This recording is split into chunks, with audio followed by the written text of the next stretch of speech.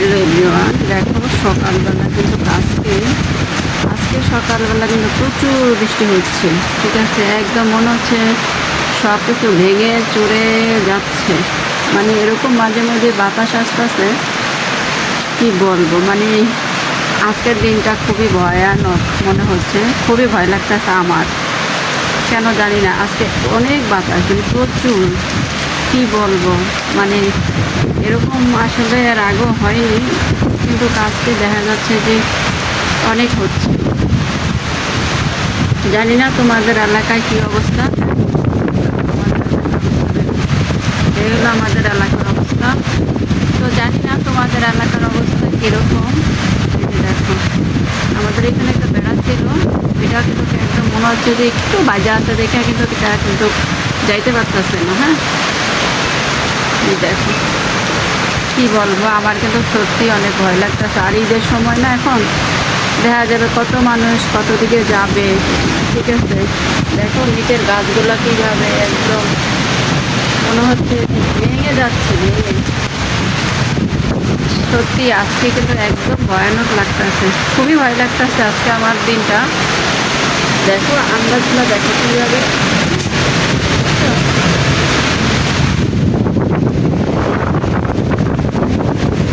জানি না তোমাদের এলাকায় কীরকম হচ্ছে, কিন্তু আমার এলাকায় কিন্তু এটা হলো ঢাকা। ঢাকা, বিশেষ করে ঢাকা আছে কিন্তু প্রচুর। দেখো মনে হচ্ছে, দেখো সামনে একটা আম গাছ, মনে হচ্ছে গাছটা একদম ভেঙে দিয়ে যাচ্ছে। ঠিক আছে, আমগুলো শক্তই আছে। ঠিক আছে, তো আমি আসলে বারিন্দায় দাঁড়ায় দাঁড়ায় ভিডিওটা করতেছি। আসলে ভয়ও লাগতেছে, কেন জানি আজকে অনেক ভয় লাগতেছে, যেহেতু ঠিক আছে, সবাই বাড়ি যাবে। জানি না আল্লাহ কার ভাগ্যে কি লেগেছে, কারণ অনেকে লঞ্চে যাবে, অনেকে গাড়ি করে যাবে বাড়ি। ঠিক আছে, তাই বলছি সবাই সাবধানে যাবেন, কারণ যেভাবে ঝড় তুফান নামছে, জানি না কার কি ক্ষতি হবে। কিন্তু সত্যি আজকে আমার অনেকই ভয় লাগতেছে। এরকম ভয় কিন্তু আমার আসলে এর আগে কখনোই লাগেনি, কারণ এর আগে এরকম তার চেয়ে বেশি জ্বর হয়েছে। কিন্তু আজকে কেন জানি আমার বুকটা ফেটে যাচ্ছে কান্নার।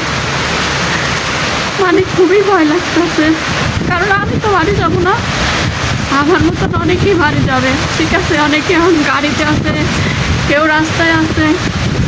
আল্লাহ আপনি সবাইকে রক্ষা করুন, কারণ সবাই মানুষ।